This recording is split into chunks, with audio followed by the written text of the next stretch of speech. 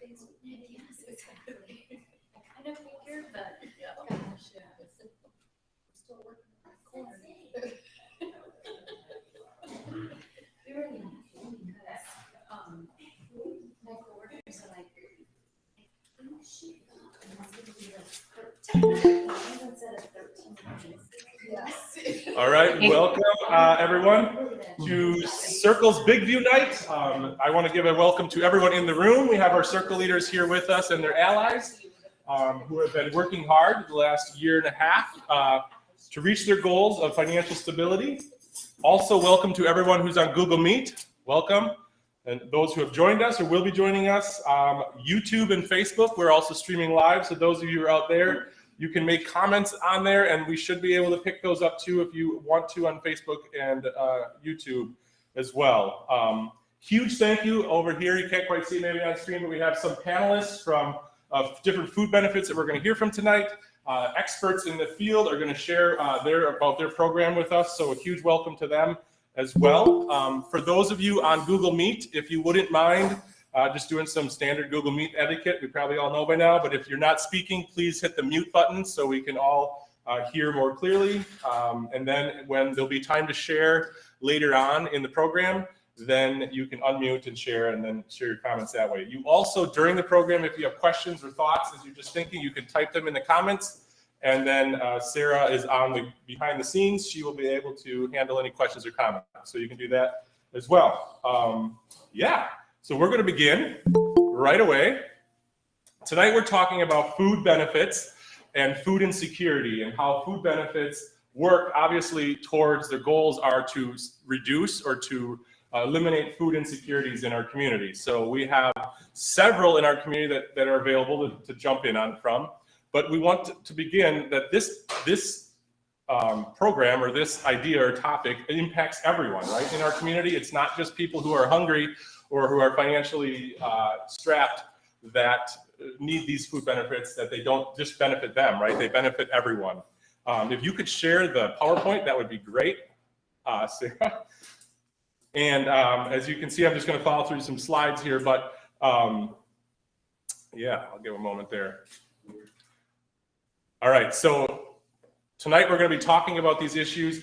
As we're talking, I want you to keep thinking about ideas and comments and thoughts and how you might be able to, if you have an idea or brainstorm or something you could offer to one of these benefits or something, one of these programs to improve that, or to offer some insight or some, if you have personal wisdom that way, so that you can bring that forward later on. So keep note of that as well, and that you might be able to ponder a solution that if one of the programs presents itself, that there might be a gap or something missing, you can do that with that. So food is important overall, right? Obviously, we all know, no matter how wealthy you are, we all get hungry every day. We all need about 2,000 calories, right? Food affects everyone. And not just calories, but healthy calories and nutrition, right, are important. And it's impacted, especially when you live and you're living maybe a stressful life or a lifestyle, you know, that you have increased anxiety or stress. Well, that impacts your nutrition and your health.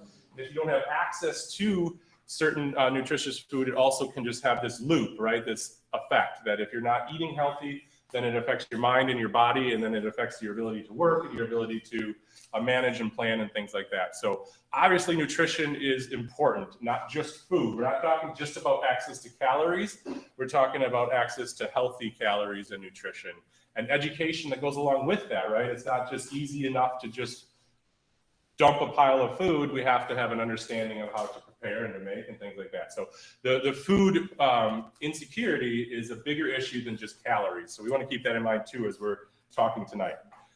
Okay, so we have, and also I want to connect this to our cliff effects. We've been talking the last couple of big views on different cliff effects. Here's an image of a cliff effect, kind of the concept for those who haven't been following along with us so far, is that with food benefits is another cliff effect, as long as we talked about childcare and healthcare and things like that. And so as a person is earning more income, if they're on a benefits, public benefits, there's times where if you earn just a little bit more, you lose a lot more in benefits, right? And so that's this idea of cliffs as you're journeying your way through more income. And to keep that in mind, we're just tying this food into that. And this image shows that that we've been discussing over the last couple of months. Okay, that's just to tie it in. I don't want to waste any more time. First, these are the existing solutions that people can tap into in our community, and we're gonna go through them and have a representative from each one come and share. So first, we're gonna hit up WIC, Women and Infant and Children. We have Joyce, who is joining us virtually. So Joyce, you can jump in and unmute and take it from here. Okay. I guess I'm not sure if you're all familiar with what WIC is, but it's a nutrition-based program for women, infants, and children. So it has to be a pregnant woman, a woman within 6 months of having a baby, or if they are mostly breastfeeding, can be on WIC for a whole year. And then for infants and children, all of, I would say about half of all infants in the US do utilize WIC. So it is one of those programs that tends to, we seem to see them more with their first child or when they're first pregnant. And then as time goes on and they're eligible to go back to work, you know, the infant turns into a child, childcare gets a little bit cheaper. And then, and if they're not breastfeeding too, then there's not that demand for formula. So are you advancing the slides? I guess I don't know how many slides. Okay. So I kind of went through that. We do heights and weights and checking for their iron. So if it's low, we would refer to a doctor. We also do lead testing. We do provide referrals to many other agencies if we see concerns. And we do hold clinic usually within 4 different locations in Sauk County. But right now, since of COVID, everything is virtual and over the phone. Which to some families that has been a great advantage because the transportation was always an issue to get to multiple appointments. So now we're able to do everything over the phone. We are hoping that more of that will be able to continue in the future once things calm down a little bit more with COVID. Currently right now though, we aren't seeing any people in person. This is currently what we have enrolled. 1,143 participants. So over almost half of them are women and infants, and then almost 700 children between the ages of 1 and 5. WIC guidelines are the same as free and reduced lunches, 185% of the poverty level. Right now, about 20% of our caseload is Hispanic families. And then the other 80% tends to be white, non-Hispanic. And yeah, this is in Sauk County. WIC is actually in every county throughout Wisconsin. I think nationally, but yeah, this is just Sauk County statistics. Okay, next slide.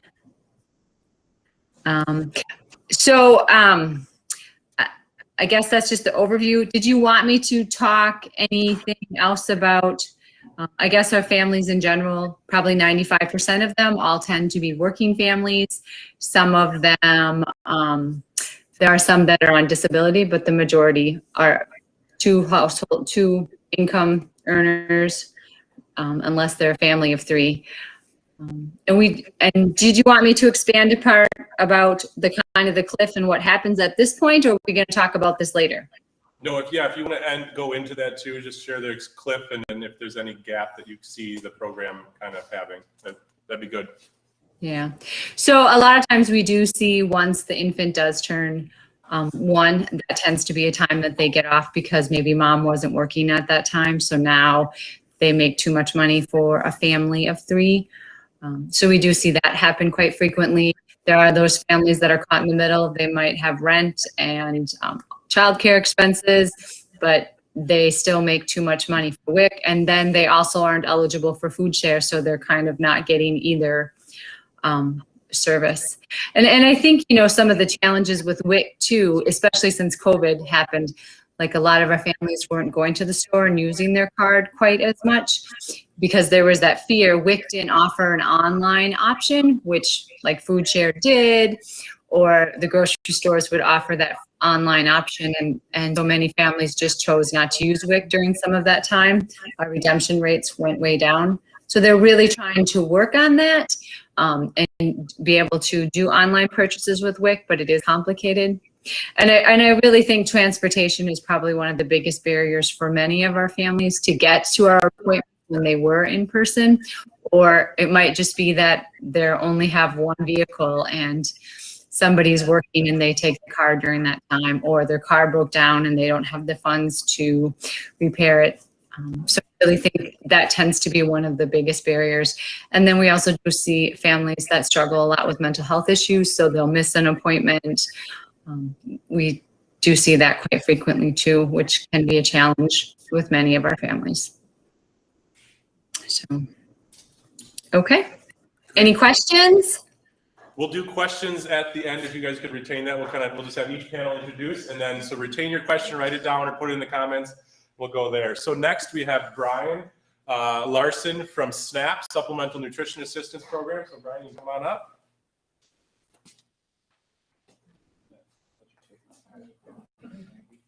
All right, I'll hit the mark. My name is Brian Larson, and I do food share outreach for Second Harvest Food Bank of Southern Wisconsin. So I actually work for Second Harvest. We're contracted by the state of Wisconsin. Food share is a SNAP program, much like WIC, Supplemental Nutrition Assistance Program. So I work with Second Harvest, and one of the hats I wear is doing food share outreach.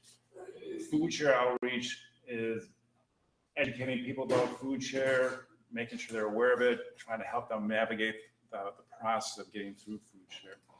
So what is food share? If you've ever seen this Quest card, the green debit-like card, if a person's eligible for food share, you get this debit card.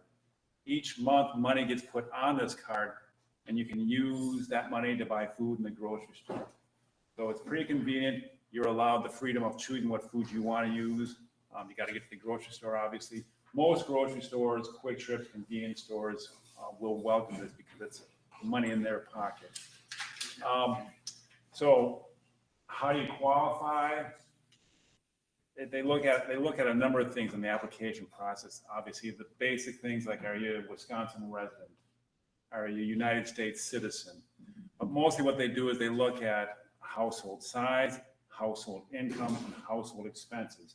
So on the webinar, there's a little income guidelines, eligibility guidelines. And on the green sheet that I handed out, you look at the chart, it's got like one person. If you're a household of one person and you're over $2,128 a month in gross income, you're not going to be eligible.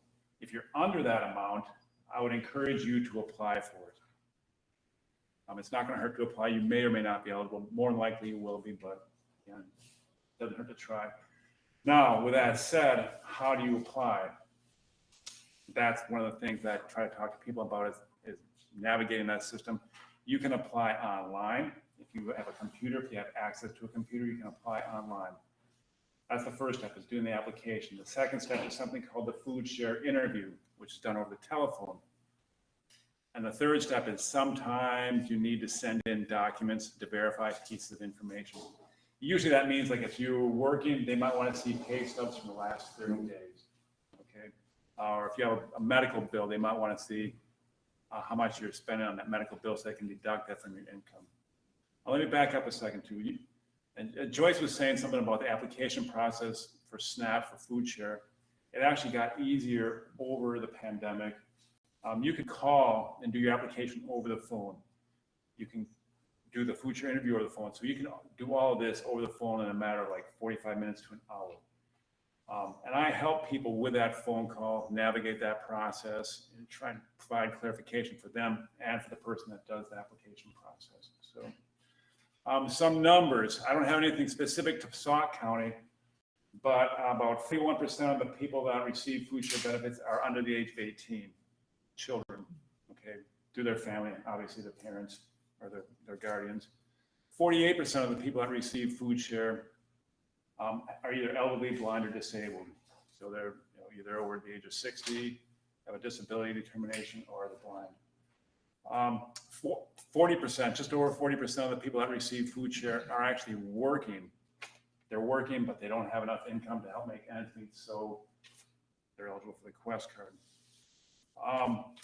And about 40% of the people that would go to the food pantries in the state of Wisconsin are eligible for the Quest card, but they don't have it. They could enroll in it, which would take some pressure off food pantries. And it also brings money back to communities. So a lot of benefits for having this card, for the family, for the community, for the food pantry. So anyway, a lot of information I've thrown at you. My role is to help people navigate that process, help educate people like I'm doing tonight about this process, try and get rid of some of the stigma that's associated with the food share program. This used to be called food stamps, and unfortunately, when a lot of people hear food stamps, they think of negative things, and so we're trying to work through those barriers. So not only will I talk to people about the food share card, when I get to talk to them or work with them, I'll find out what their circumstances are, and I might refer them to the ADRC, Meals on Wheels, or I might refer them to Energy Assistance, which is another program that they might be eligible for. I might refer them to WIC, so there's various things. Badger Care, when you're applying for this Quest card, the same people that do healthcare do the food share card. So my area of expertise, while it's focused on food, I cover a lot of different areas to help bring benefits to people. Some of the challenges, again, the social stigma associated with this, the misunderstandings. People might not think, they might think, well, I have Social Security, I'm not going to be able to get food share. They can. They might not think if they're working, they're going to be eligible. So try to get some of these misunderstandings cleared up, some of the myths that are there, try to clear those up. And it's just, the system itself can be overwhelming to people. It can be really overwhelming. And I've been doing this for a lot of years, and I like to think that I can make it a little bit more clear for people by using real words instead of bureaucratic nonsense. But anyway, we'll get back to questions later. Yep, you bet. I hit my mark. All right, next we have Meg Allen with Meals on Wheels from the ADRC. Meg? Good to be here. So I coordinate the Elder Nutrition Program for the Sauk County Aging and Disabilities Resource Center. And in addition to Meals on Wheels, the Elder Nutrition Program also has an in-person dining arm as well. So we have dining sites throughout the county where people could come together in a friendly social environment and have a hot meal and maybe have a program and do some socializing while they're getting their meal, because we know that the social element is as beneficial as the nutritional element. So having said all of that, with COVID, a year ago, our in-person dining sites shifted to all carry-out service. And so we do see people coming for carry-out, but it has been a process of attrition. People are just not getting the same benefits that they were when they could come and eat together. And so the other arm of our service is Meals on Wheels, or home delivered meals. And we offer home delivered meals to anyone who is homebound, basically unable emotionally or physically to travel to a dining site for an in-person meal. During COVID, the homebound portion of that was eliminated. So basically, we can offer a home delivered meal to anyone who is 60 years old or older, as long as the emergency created by COVID exists. And we're anticipating that to last at least through this calendar year. That said, there is an assessment. So if someone wants to start Meals on Wheels, they call the ADRC, they speak to one of our social workers. The social worker does an assessment over the phone. And again, another change here, over the phone rather than a home visit. The social workers used to go out and do a home visit to assess someone for Meals on Wheels. And that has been eliminated as a part of COVID. And really, the phone assessment process has really streamlined getting people started, especially as we've had so many people join the home delivered meal routes over the past year. So each meal is at least 1/3 of your, the daily recommended dietary allowance. And the food comes out of the Sauk County Healthcare Center in Reedsburg, gets sent out to the dining sites package it and send it out either as carryouts or home delivered meals. We do hot meal routes in Baraboo, Reedsburg, Sauk City, and we do frozen meal routes for people who live outside the city limits of those towns. So people who get a frozen meal delivery get a once a week delivery of enough meals for a week, and they can heat them up through the course of the week. The routes are too long for a lot of these folks for us to get them a hot meal at a food safe temperature. So in terms of qualifying, anyone age 60 or older is eligible for a carryout meal or a home delivered meal. And we don't have any income eligibility. There is no cliff effect. People, if you're 60 or older, you're eligible, period. It doesn't matter how much money you make. If that amount of money changes, it does not matter. The program is funded through a blend of federal, state, and county tax dollars. Plus, our state funders ask that we request a donation from the people who are participating. So if someone is interested and able to make a donation to help defer the cost of their meals, we encourage them to do that. We do not require them to do that. That is totally up to the individual. And there's a suggested amount to contribute at $4 per meal. That's just a suggested amount. People can pick and choose, what works for them. Maybe nothing, it may be something substantially more than that. But it is sort of a self-select sort of service. And unfortunately, I just have some very simple numbers for you. I wanted something current. So last month, we served roughly 300 clients here in Sauk County, and we provided 4,300 meals. And that's a typical month for us, so you can multiply that out. In terms of challenges, our program would not run without volunteers. We rely on volunteer help in the dining sites, helping package the meals, and we rely on volunteer help delivering the meals. And we're finding we went through a period of time during COVID where some of our volunteers were simply not comfortable getting out. And so we were in trouble covering all of our routes. Also, we have an aging volunteer base. A lot of our volunteers who have done so for years and years are simply reaching a point where they're not able to do it anymore. And it breaks their hearts, but they can't. So funneling in new volunteers is probably our biggest challenge to the program. So. Thank you. You're welcome.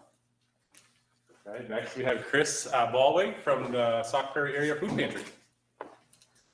Thank you. Hi, everybody. First two things. First, I'd like to thank 8's Circles for having all of us here today. I think this is an awesome, awesome thing to get everybody kind of on the same page or learn about all of the other programs. And the second thing is I'd like to applaud all of the people who are participating in the Circles program and working toward that goal to get out of poverty. I think you guys should all be applauded for the work and effort that you're trying to learn to help yourself and your family. That's awesome. Sauk Prairie Area Food Pantry was started in 1983. There was a church ecumenical council and a bunch of church members and groups that got together and recognized the need to have emergency food available in this community. So in 1983, the Sauk Prairie Area Food Pantry was born. From that time forward, we have grown. We've moved from a church basement to the basement of St. Vincent de Paul to now being a tenant of 8's, and who we are also partners with. We work on many different programs as it relates to food, much like we are here tonight. That's a little bit about the Sauk Prairie Food Pantry. We have three main food sources, one of which is the Emergency Food Assistance Program. That's a program that's operated by it's food provided by the federal government, operated by the state. We receive food from them once per month. We don't get to choose what that food is. We're just given food and said, here, distribute it. The other thing is Second Harvest. All of you have heard about Second Harvest on the TV or different fundraisers. We are able to order food from that organization, and we pay for it, but we can pay as little as $0 for that food or as much as what you would pay for in a grocery store.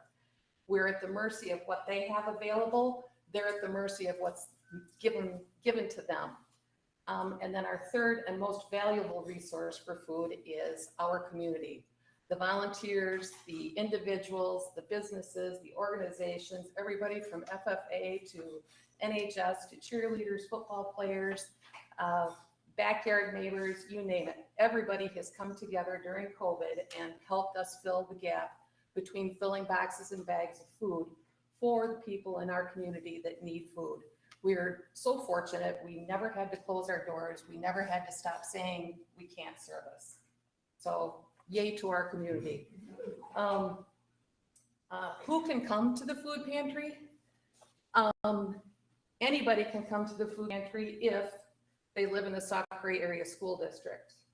They must be able to provide an ID. That ID can be a driver's license, a passport, student ID, anything to show us who you are, that you're that person. You also need to be able to provide a piece of mail telling us this is the address that you live at. That piece of mail has to have been received within the last 30 days. What else did I say we had to do? Oh yeah, you also have to fall within an income limit. And because we are a TFAP organization, you probably can't see these numbers up here, but because we are a TFAP organization where we receive food from the federal government, we have an income guideline. And this chart says for one person in the family, if you make $38,000 and some change per year during COVID, you qualify to come to the food pantry. Right now, this chart is reflecting 300% of the poverty level. That was raised when COVID started. Normally that would be at 185%, which when you think about that, that's almost half. So if you only made about $19,000 before COVID, you would qualify. So anybody between the 19,100 and 38,000 wouldn't have been coming. So unemployment, people who lost jobs during COVID, that kind of thing, we would have seen more people coming in, and we did. I'll get to that in a minute. What's the next one there, Sarah? Okay, our statistics. So what did we see? From June 1st of 2019 to May 31st of 2020, again, you probably can't see those numbers. Total household visits were 342 unique families. Okay, so that means one family was counted regardless of how many times they came. But when you take into account how many times those families were allowed to come, they could have come up to 5 times. We have 5 distributions a month. They could have come all 5 times. That count is 1,987. So we saw 1,987 families in that time frame, which totaled 5,038 people. That's a lot of people or a lot of visits that we were giving food to in that window of time. Of this group, 1,678 were children, so they were 18 and younger. 2,490 were adults, so older than 18, younger than 60. And then we also serviced 870 senior citizens, or people who are my age and older. So we do keep track of race. We're required to by TFAP, but I don't do anything with that number. I thought it was kind of interesting when I was gathering the statistics. We have a count of 3,160 unknown races. So I think that means that people chose to not identify their race. They, you know what, we're here to get food and we qualify, help us out. So that's what we do, is we help people. How are benefits affected by or impacted by income levels? The best way for me to show you how that is pre-COVID, our pantry visits were up here like this. People were coming and income levels were down here, kind of like I outlined to you. Then we received some stimulus. So our pantry visits came down, but the money level went up. Then we received some more stimulus and some more money went toward food share, and the pantry visits came down, but the money level went up again. Then we received a third stimulus and more food share. We're seeing fewer pantry visits, and people are getting all kinds of money now for unemployment, food share, and other types of things. I'm not saying that's a bad thing. I'm just saying it's something to take note of. Now people are getting all kinds of money. There's other incentives. They don't need to come to the pantry. People could go and shop for their own groceries. But then it also comes back to the thing that John had mentioned earlier, the cliff effect. Have we gone all the way up here, now on X date, we take that all away, now where are we at?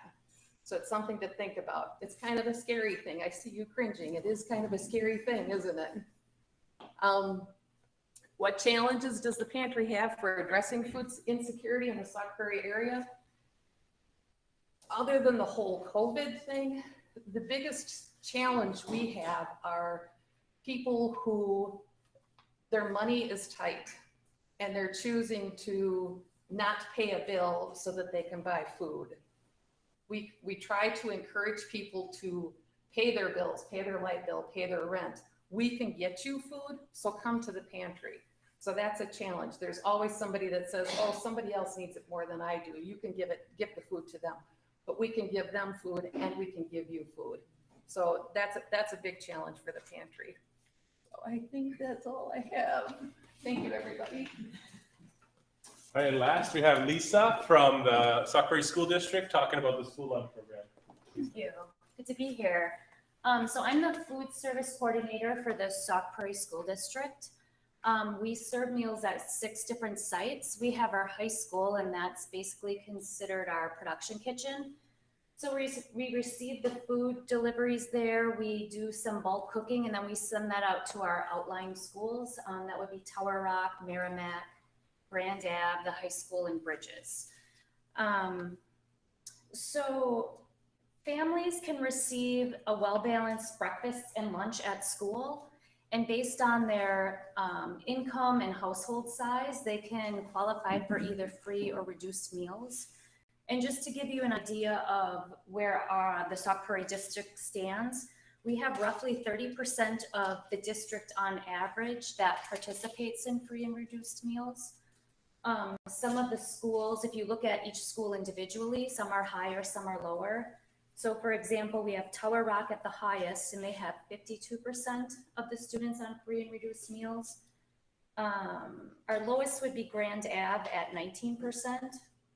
The high school and middle school are roughly 30%, and then Merrimack is a little bit higher at 40%. One of the challenges we see is a student may qualify, but you have to fill out an application form in order for us to know if you qualify or not. So there's barriers with that. For example, we used to do our district registration in person. So we were really able to encourage families to fill out that application, and now we do everything online. So I think we lose some people that way. On the application, for example, you have to put down your social security number, or there's a box to check if you don't have a social security number. Well, for a family or a person that's undocumented, that can be really kind of scary. And we have some wonderful people working in the district that are able to say, it's okay, fill this out. Nothing's gonna happen with this information other than you being able to receive free or reduced meals. But some people do get leery with filling out government forms. What else did I wanna say? Oh, for example, when we talk about the cliff effect, we have a chart that, for example, if you have a household size of 4 and you make roughly $34,000 a year, you will be on free meals. Once your income level goes up to $49,000, then you're on reduced meals. The charge for that is 40 cents a day for a lunch. And then we also, as a district, if you're on reduced meals, you don't have to pay for breakfast either. So that's a free meal, but you do have to pay 40 cents for that lunch. Once you make over $49,000 as a family of 4, then you're off of that reduced price meal. So we do have families that are really, really close to meeting that, but they just don't quite meet the criteria. And then they're paying, you know, if you're in elementary school, you pay $2.85 a meal. If you're in high school, you're paying around $3.30 a meal.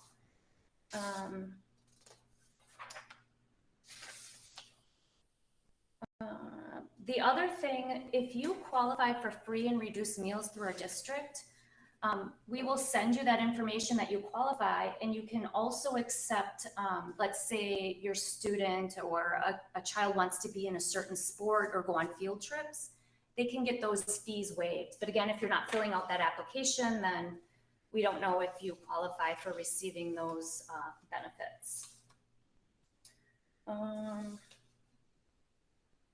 There's one thing during COVID is we were able to feed all families free regardless of income.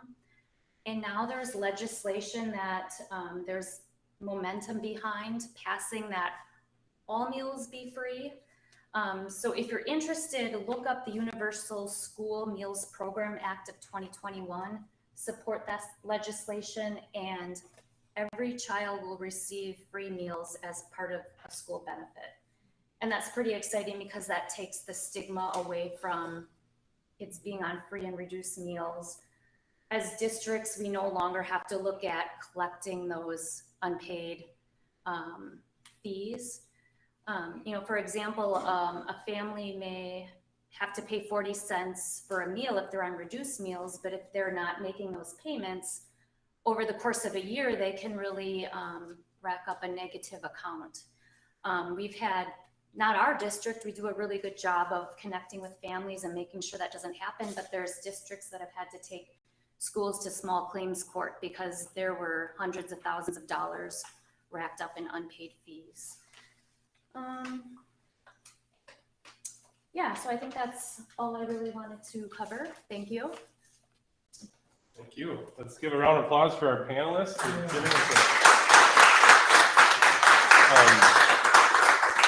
Thank you. So now is the time to, if you have questions or if you have a thought or an idea when they were able to share, you know, a challenge or a cliff that their particular program faced. And if anyone on screen or in the room has an idea or a thought to share, to throw out, or a question, Sarah, are you going to do the magic? So Sarah's going to share on the screen. You'll have a link in your chat that will take you to a Google slideshow. So if you see that link, if you're on TV or on screen, sorry, on your computer, you can click on that link and it'll take you to a Google Sheet. You can then fill in the Post-it note there, so we won't forget that, and we will have that, and we can share that out, any good ideas or thoughts that you have. It's going to be up on our screen here shortly, and then if you all in the room have ideas or you want to shout something out, Sarah's going to try to capture that. Is that true? Am I asking a lot of my wife here? She's going to try to capture that as well, so we can kind of be interactive here. Also on Google, if that's just too complicated or you don't have the technology to be able to do that, you can just put in the comments your idea or question, or if you would rather, you can just unmute and shout it out, and we'll be able to capture that way. So you have any way is possible. So hopefully if you're linking out, you can see that. And then Sarah, we can't even see on our screen what they're saying, so you might have to share with us. Okay, so that's the nuts and bolts. We'll take comments from anyone at this point. Yes, I have a Rachel. question. So I didn't notice anybody saying anything about adjusted gross income, taking housing and child care into consideration. Do any of the programs take those things into consideration? No. Growth income. Gross. Yeah, for food sharing, it's a pretty involved formula. They look at gross income to begin with, and then they put it into a formula. They will take out shelter expense. They'll take out, Okay. they'll give you a credit for utilities, you know, heat and electricity or whatever. And then if you're over the age of 60, blind or disabled, they'll take away any medical bills that you're paying out of pocket, like health insurance. So it's an adjusted income. Yep. Did Joyce make a comment? Yeah, can you just repeat the question? I didn't hear what you said. Yeah, sorry, I the didn't hear question was, which, any of the programs take into account a gross income or adjusted for like childcare and household expenses? Or housing expenses? How does WIC take adjusted? If they're self-employed, it's their adjusted gross. Otherwise, it is their gross income. We can look at, like, sometimes if dad pays child support to another family for a couple kids and has those kids for part of the time, then we can include that in their family size, and that sometimes can be really helpful for some families. But otherwise, it is the gross income for us. Awesome. Yes. I have a question for the WIC lady. No, don't remember your name, I'm sorry. Can single fathers get benefits if they're not gonna breastfeed, but can they get benefits through WIC? Did you hear that, Joyce? No, sorry. It's really quiet when they talk. Yeah, no, sorry, I was trying to get the mic turned around. The question was, can single fathers get on the WIC program? I'm sorry, what was the full question? Because I was trying to fidget with the mic. I know they don't breastfeed, but what if the wife or the girlfriend or the wife passes away or she? Yeah, so questions if it's a single father or the wife passes away or leaves, Can they get benefits? is that? So dad themselves wouldn't, but the child or the infant would, because the only reason that we give the benefit to the mom or the pregnant or the breastfeeding woman, pregnant woman is growing the baby, and the woman would be the breastfeeding, or we want to boost up their nutrition and get them back to a healthy status. So that's why they tend to get it 6 months after the baby's born, because that's what we find that really does benefit the family. So we do have dads that do enroll with just the child, and the child or the infant is eligible. We have several of them. Okay, all right. Great, good question. Are we getting any comments there? Do you see what's on the posties? Comments from Deb Moses. She says, what are the options for undocumented people for food? Sounds like not SNAP, school yes. What about the other programs? You just want to. Yeah, so the question was, what are the options in the programs for undocumented individuals? Yeah, so SNAP. For SNAP, if they have children, the children might qualify, but the parents might not. But they can get it through their kids then, Okay. if they have them. Meals on Wheels or? Absolutely. If they're 60 or older, they're eligible. Okay. Food pantry, yes, as long as they can give us an ID and a passport counts. Great. And school, as you already said, yes. Yeah. Yeah, one thing I forgot to mention though is if a family is already enrolled in another assistance program like SNAP or Medicaid, they will automatically, there's a system that matches them, so they'll automatically qualify for free meals. So that's really nice, because then you don't have to chase people down for the application. Great. Thank you. Good question. We have one idea, little Yeah. Post-it notes. I don't know if you can see them at all up there, but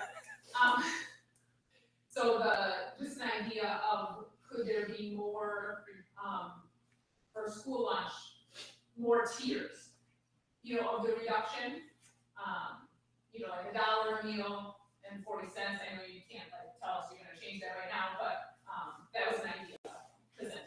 Yeah, so we participate in the National School Lunch Program and the School Breakfast Program. That's a government program with, its own guidelines. So I don't really know how much leverage we would really have to change that, unfortunately, but.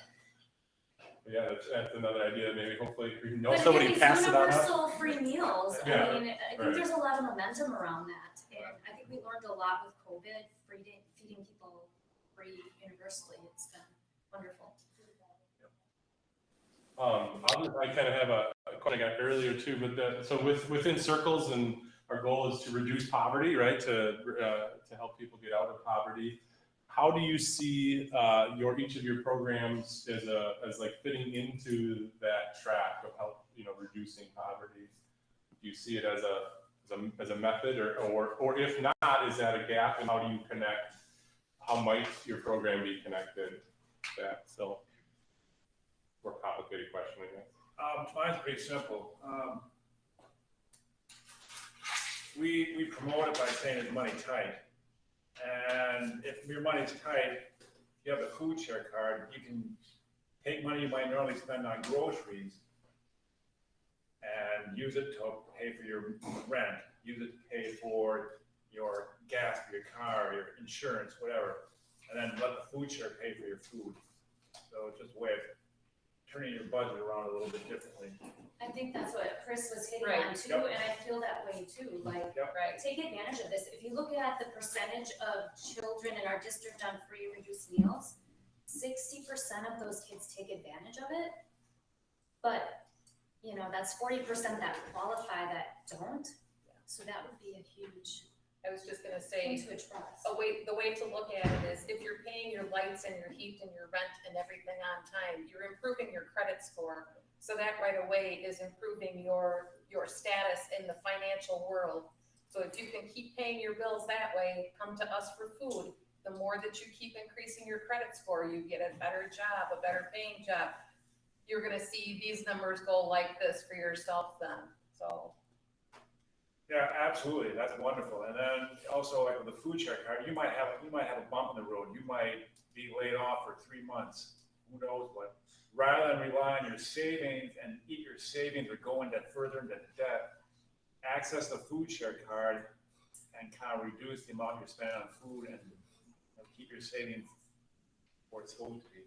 Savings. That triggered another quite story. Go. And just with regard to the ADRC, we have people call our office for all kinds of reasons. And they get funneled right to an information and assistance social worker who is very well versed in all of the programs that, the person may have called about something entirely different, but they may get information about the nutrition program just because the social worker sees that that's something that could benefit them. So we get a little head up that way. I'm going to ask my file up first. But the trigger, the follow-up question with the income, is there savings requirements or thresholds that will eliminate you from each program? So for food share, no, they don't count assets. Whereas Okay. that's different than say Badger Care and Medicaid. They might look at assets for that, but for food share, It's just current income. I think that's true for, okay. Is that true for WIC too? Yeah, we just look at current income within the last 30 days. So actually WIC over the course of a year, we probably have close to 2,000 participants that we provide services to, but our caseload is only about 1,140. So many families are on short term just when they're in crisis or they lose jobs. I mean, maybe 3 to 6 months or something, and then they find a job and then they're not eligible anymore. And WIC benefits too, they don't roll over each month. So we always encourage all of our families to spend WIC first because we're the most restrictive, and then your food share dollars carry over, but we always try to encourage them to spend the WIC first. And the other thing is pregnant women can be over our income guidelines and be eligible because if they're enrolled in Badger Care, they don't take the significant other's income, so they can have higher income guidelines and still be WIC eligible. So that's how we tend to get some of our pregnant women. They just see such a benefit from being on WIC and decreasing that rate of prematurity and low birth weight with babies that they have decided to enroll them at that higher rate of income. Thank you, that's great. And another comment came on that WIC only requires your ID and proof of address and income, so there are other things you have to do that. Thank you. Angela? I was gonna ask the Meals on Wheels lady, I'm sorry to keep you on that.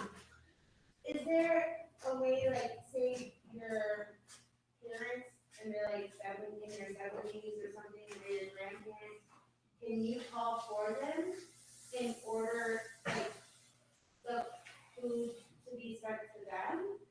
You can definitely start. Yeah, so the question was, so with ADRC Meals on Wheels, can you call in for your grandparent or your parent to order the meals for them? Right, and then like, can you pay for them? Oh, and could you pay for them as well? Right, because what if they're too darn stubborn? Yes, this happens. To do it for themselves, because that's what I'm dealing with here. Yeah, so you can call, Okay. definitely, and start that conversation. There is kind of a fine line, you know, if they are their own people and they say, I don't want this, then we can't bring them a meal. Often though, they'll try it. You know, that's been my experience. So Between, like if that happens and then they try it for like a week or something and then they say, I don't want this anymore, yes. then, shoot, okay. I'm just thinking. It's a good, But it's always worth a try. yeah, worth a try. It's always worth a try because I would say 75% of the time, They'll give in. they'll continue. I'm gonna try. Yes. Sherry, did you have? The ladies. I'll get you ready. I'm bad at names too, but, to the guy in the gray shirt, I just had a question for you. So, say like, the family is doing relatively well, but they have an incident and, the main provider of the household is out of work and it's just, you know, it's kind of sudden. And, like, how long would it take to do the paperwork to be able to, and get that, like, how long would it take to get enrolled to be able to benefit? So the question was, how long would it take to get enrolled in case this sudden incident happens where you lose income? How long would it take to enroll in food share? Pretty quickly. I mean, so say somebody lost their job today and you apply tomorrow, you can theoretically be enrolled tomorrow afternoon to get the card within a week. So it's pretty quick. Yeah. Thank you. Roger? I have two questions regarding the Quest card. Is that acceptable or accepted everywhere? Is it acceptable? The question is Just- Yeah, sorry, you can repeat it. question is where can you use the Quest card? Most places welcome it, like Walmart, grocery stores, Quick Trips, dollar stores, but for food, obviously. There might be a few Benton Dent stores that don't take it, but like food co-ops, most places accept it anymore because, again, it's money in their pocket. Sure. The other question I had is, the money that gets put onto the Quest card, is that considered taxable income? Another good question. The money, the question is the money considered, the money that's put on the Quest card, is they considered taxable income? No, it doesn't affect your income, it doesn't affect your taxes, it doesn't affect, if you have, you know, subsidized housing, it doesn't affect anything. Good question. Great. Two, for the sake of time, thank you for this. We have a few things. This is a good lead in. Deb, you're on the screen today too. As far as accepting the food card, Deb we have great, programs that are publicly accessible. Our team also thought of some creative ideas or alternatives if food is still insecure, and sometimes it's not just food, as Meg pointed out, it's food and relationships and community too. Some other options or ideas or alternatives, and we want to make you aware of a few of them. So we have a sliding scale CSA. So a CSA is a community supported agriculture, and Deb Moses is a local CSA owner of Cliff Break Farm. She's going to share a little bit about that, how that works. And Deb, I don't know if you want to throw in there just, your desire to accept food share, but what you went through with that too. Sure. So, I have been farming for a few years now, and I really wanted to serve everybody that wanted to have fresh vegetables. And so I connected with Joyce, and she helped me get connected with some WIC families. And I'm also looking into taking food share. It is a little bit more of a look into the grant, so I can do that and kind of learning a little bit of the hoops, but hoping to be able to accept food share. But we have a food fund that is basically money that we raised just from our community and friends and family. Did like a GoFundMe and also just spreaded the word through our church and other people that have donated. And we've been able to provide, last year was about 10 families with reduced price veggie memberships. And then this year hoping to maybe even double that, possibly figuring that out. But and one of the things we like to offer is the connection. We do delivery in the Leland, Denzer, Bluffview, and Sauk Prairie area.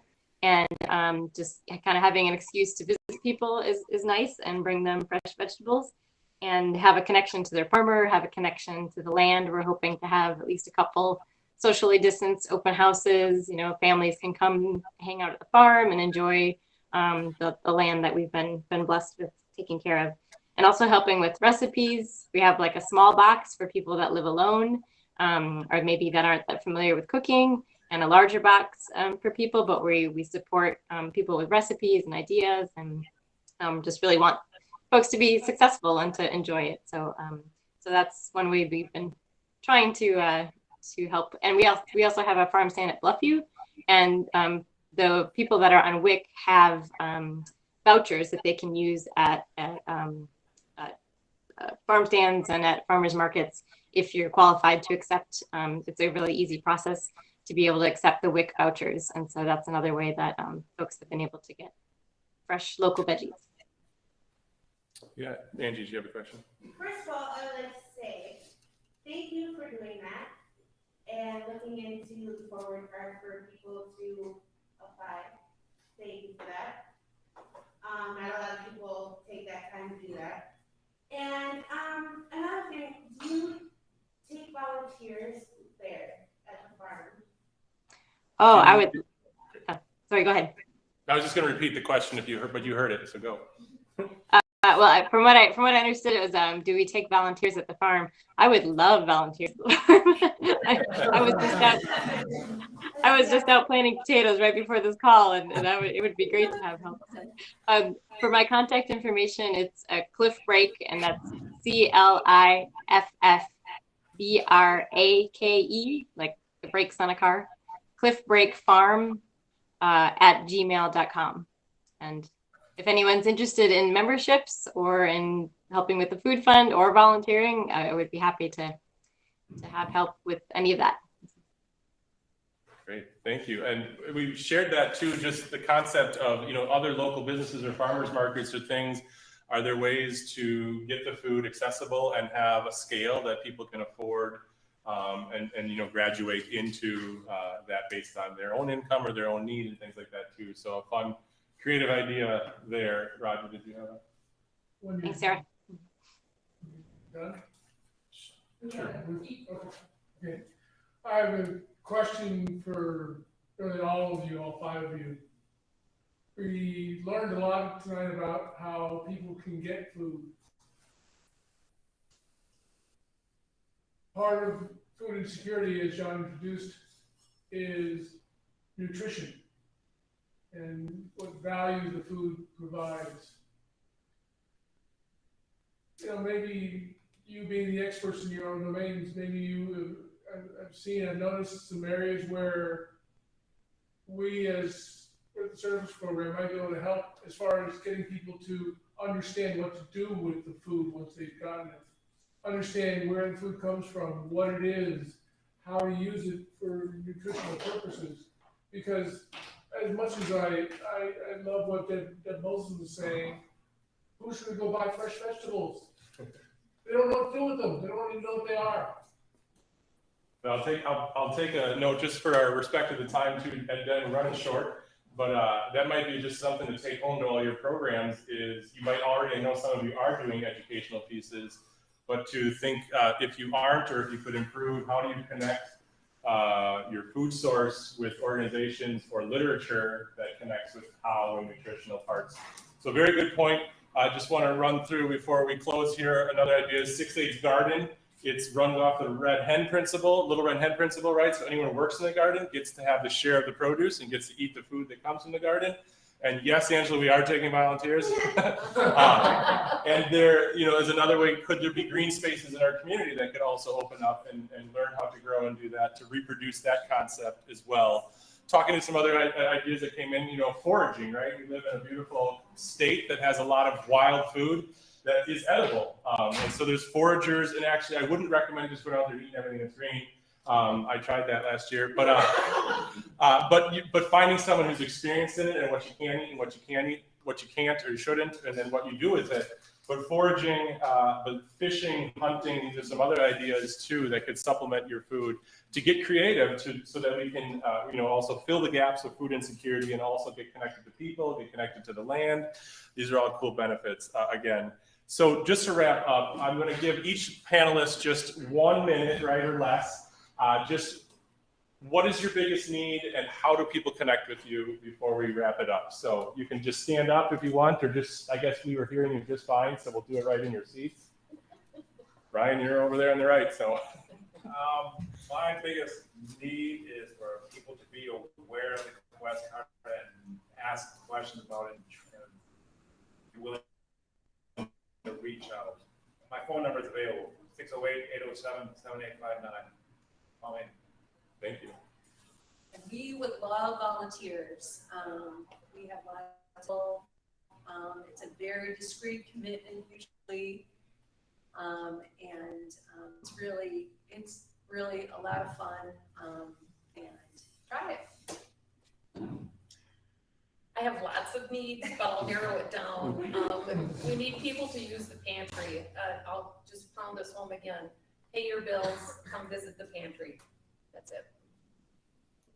Yeah, I agree with you. Like I was saying, we have like 40% of the district that isn't partaking in the free and reduced benefits. So how do we get those students to partake? So just letting people know about it, encouraging it, promoting it. I don't think people I think a lot of people have this old school thought of school nutrition in their head where you just plop a bunch of unknown food on a tray, but we have some really good food. We have well-balanced meals. We're making sure kids get their fruits and vegetables. We have garden bars. I think a lot of people would be really surprised to know what awesome food we're serving. So. And then Joyce? I guess if somebody wants to apply for WIC, they can always call. I think our biggest challenge that we just recently did was we did a survey with our participants for farmers markets, because probably only half of the checks get cashed each year. So we were trying to find things that they thought would help. And one thing was that food share would be accepted at the farmers market, and there was a grant that came through. So we're trying to get farmers to sign up. But the other thing that, and it kind of goes back to that sense of community, but my plan is try to line up different organizations and such to do hands-on activities at the farmers markets, or maybe some of the farm stands, because it seems like those are the ones that the families tend to attract to or go more with, at least young children. So we're trying to get community agencies to volunteer and be at the markets, just hands-on, more of that sense of community, I guess, and more of an event than just going and getting food. Awesome. Thank you again. Let's thank our panelists for being here.